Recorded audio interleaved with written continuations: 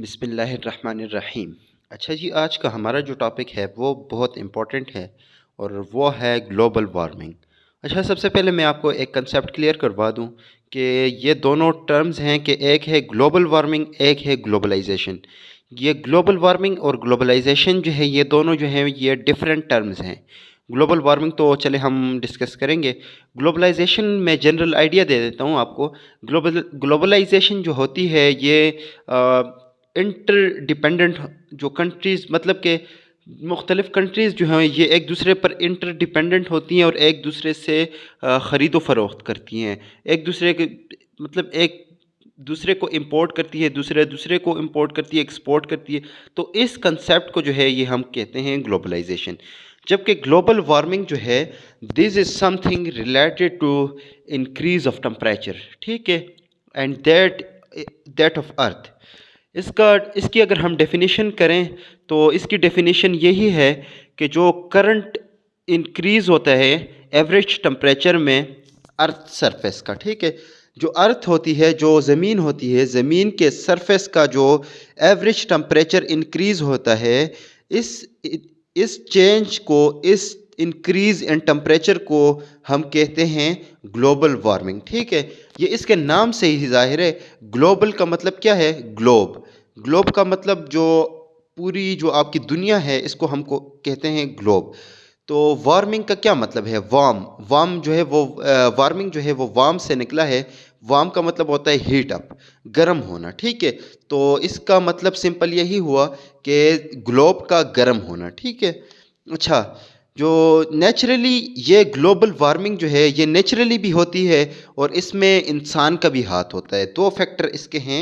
सबसे पहला फैक्टर ये है कि नेचुरली भी होती है ग्लोबल वार्मिंग। दूसरा फैक्टर है कि इंसान का इसमें हाथ होता है, ठीक है।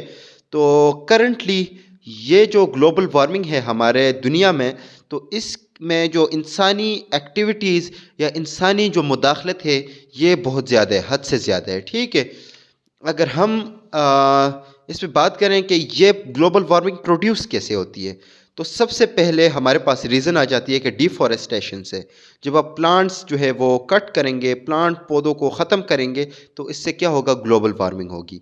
आपका जो सरफेस, अर्थ सरफेस है, इसका टेम्परेचर इंक्रीज़ होगा, क्योंकि आपको आपको पता है कि प्लांट्स जो होते हैं, पौधे जो होते हैं, दरख्त जो होते हैं, ये कार्बन डाइऑक्साइड जो है इसको इनहेल करते हैं, इसको अपने अंदर जज़ब करते हैं, जबकि ऑक्सीजन जो है इसको एक्सहेल करते हैं, इसको जो है वो खारिज करते हैं, ठीक हो गया। अच्छा, दूसरी जो रीज़न आ गई हमारे पास वो है बर्निंग ऑफ फॉसिल फ्यूल।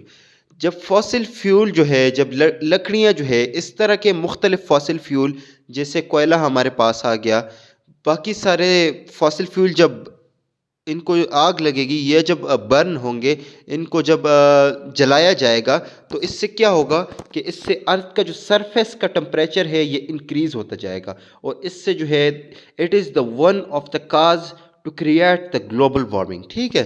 अच्छा, तीसरा जो रीज़न हमारे पास आ जाता है कि ओजोन डिप्लीशन जो है ये ये हमें ले जाता है ग्लोबल वार्मिंग की तरफ।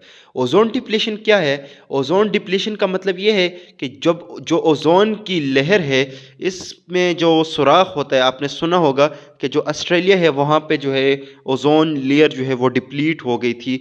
ओजोन लेयर में एक चीर आ गई थी, सुराख हो गया था। अच्छा, कोविड में फिर रिकवर हो गया था, लेकिन इससे क्या होता है, जब ओजोन लेयर जो है वो उसमें सुराख हो जाता है, डिप्लीट हो जाती है, तो इससे ये नुकसान हो जाता है कि जो सन से जो रेज़ आती हैं, जो ह्यूमन के लिए या लिविंग ऑर्गेनिजम्स के लिए जो है वो डेंजरस होती हैं, उनके लिए जो है वो डिज़ीज़ पैदा करती है। मुख्तलिफ़ किस्म के जरासीम होते हैं उसमें, मतलब ऐसे समझे कि उन लेयर्स जो हैं या वो रेज़ जो हैं वो स्किन कैंसर्स पैदा करती हैं। इसके अलावा बहुत सारी डिज़ीज़ जो हैं उसकी काज बनती हैं। तो इससे ये होता है कि ग्लोबल वार्मिंग जो है वो क्रिएट होती है, जो ज़मीन का, जो अर्थ का जो टेम्परेचर है वो राइज़ होता है। अच्छा, ग्लोब में सिर्फ ज़मीन नहीं आती, लैंड नहीं आती, बल्कि इसमें पूरा ग्लोब आ जाता है, चाहे वो सी है, चाहे वो रिवर्स हैं, चाहे वो लैंड है, चाहे व्हाट्सोएवर जो भी है, तो ये सारा जो है ये ग्लोब में आएगा। अच्छा, फिर उसके बाद रीज़न आ जाती है कि ग्लोबल वार्मिंग किस तरह प्रोड्यूस होती है।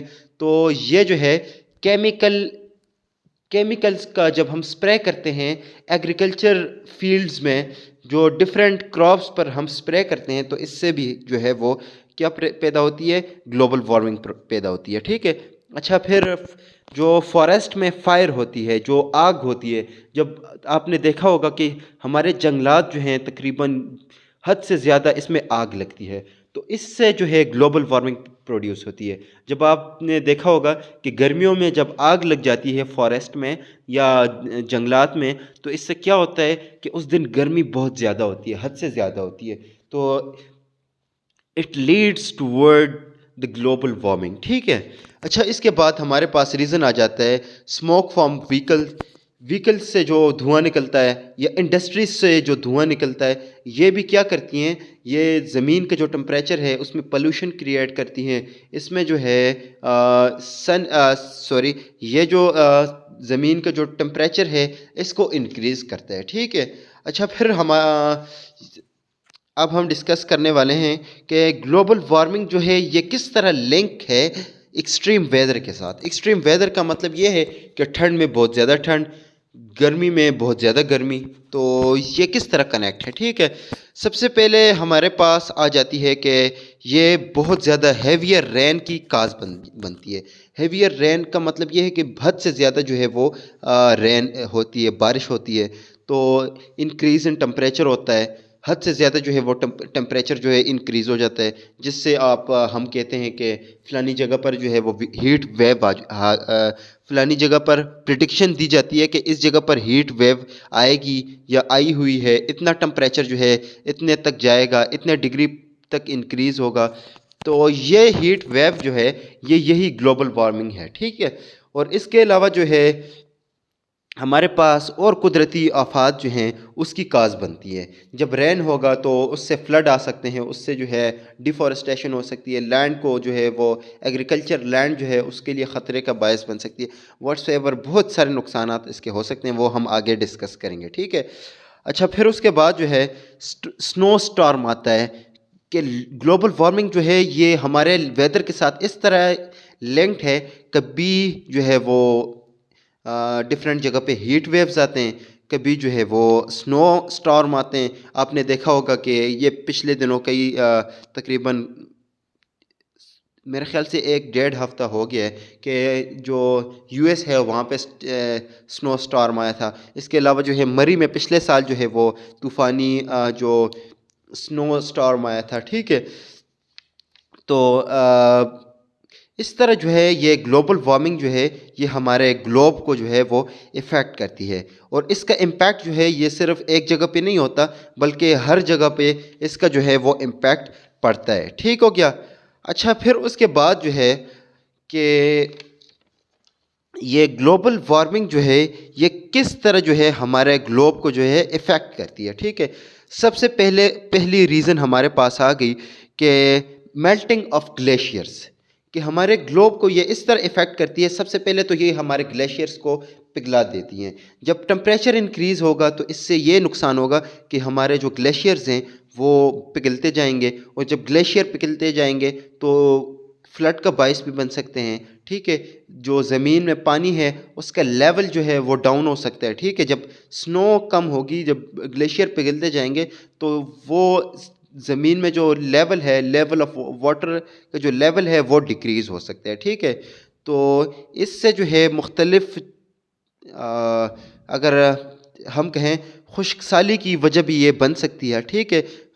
मतलब कि जो है जब आपके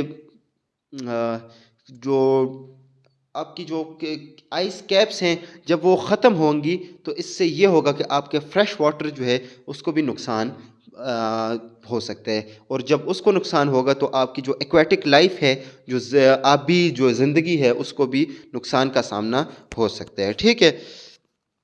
और इससे ये होगा कि वाटर का शॉर्टेज पैदा हो सकता है। अच्छा, इसके बाद नेक्स्ट जो हमारे पास रीज़न है वो है राइजिंग सी लेवल।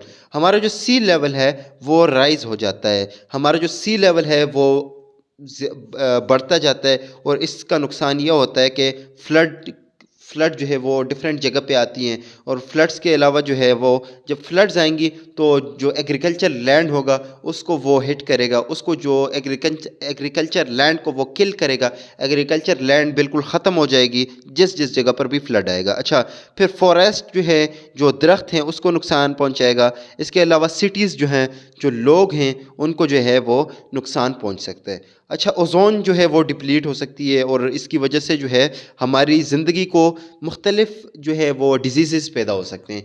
आपको पता है कि जब ओजोन डिप्लीट होता है तो वहाँ उस जगह पर जो है वो स्किन के बीमारियाँ जो है वो हद से ज़्यादा हो जाती हैं। तो it is the one of the factor that will affect the life of individual और life of all the living organism. ठीक है। अच्छा, फिर उसके बाद जो है अगर हम एग्रीकल्चर फील्ड्स की बात करें तो एग्रीकल्चर फील्ड्स जो हैं वो डेजर्ट्स में कन्वर्ट हो जाते हैं। जब फ्लड आएगा तो एग्रीकल्चर फील्ड्स जो हैं वो ख़त्म होते जाएंगे, आहिस्ता आहिस्ता हों या तेज़ी के साथ हों। जैसे आपने देखा होगा कि ये सिंध में जब आया फ्लड, पंजाब के बेशतर इलाकों में आया। ठीक है। तो इससे क्या हुआ, जो वो एग्रीकल्चर लैंड थी वो क्या हो गई, वो सिर्फ बंजर ज़मीनों में कन्वर्ट हो गई। ठीक है।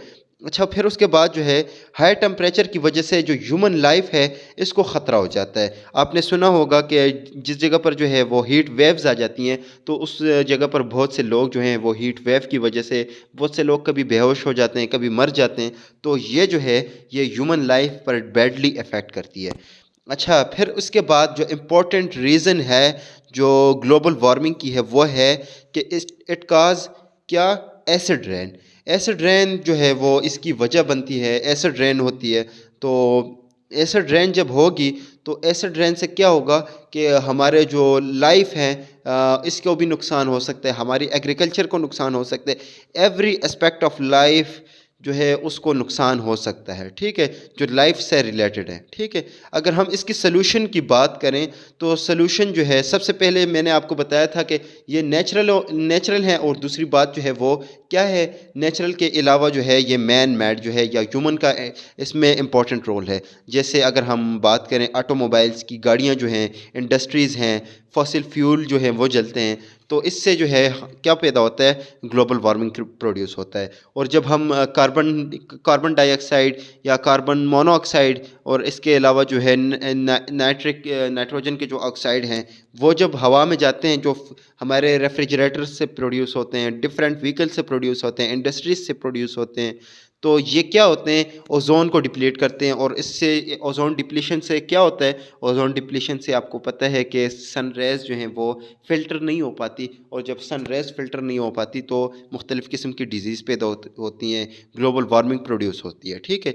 तो सबसे पहले जो है हमें अपना सिस्टम जो है इसको कन्वर्ट करना चाहिए। सिस्टम जो है, जैसे अगर मैं एग्ज़ाम्पल दूँ इसकी, तो आप देख सकते हैं कि जो यूएस है, यूएस में डिफरेंट जो अभी कार आ रही हैं, गाड़ियाँ आ रही हैं, तो वो इलेक्ट्रिक कार्स हैं।